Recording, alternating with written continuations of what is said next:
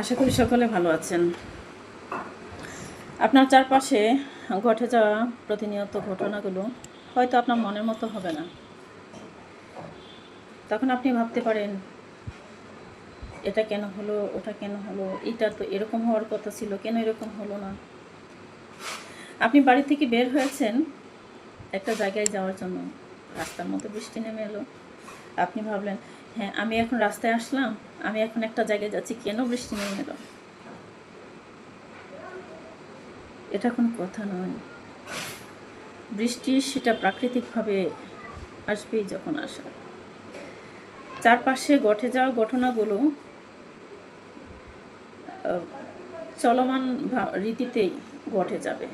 কোনো কাজ, কোনো ঘটনা আপনি সমর্থন করবেন, আপনার মনের মতো হবে। আবার কোনো ঘটনা, কোনো ঘটনা আপনার পছন্দ হবে না, আপনার মনের মতো হবে না।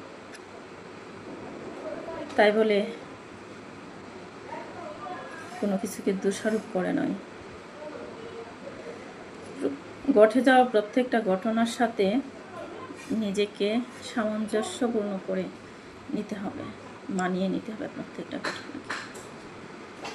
আপনি যা চান সেরকমভাবে কিছু করতে চাইলে সেই রকমভাবে, যেমনভাবে চাচ্ছেন তেমনভাবে আপনি আপনার পরিবেশটাকে গড়ে তুলতে কাজ করতে হবে, সহযোগিতা করতে হবে। ভালো থাকবেন, সুস্থ থাকবেন। আল্লাহ হাফিজ। জয় বাংলা।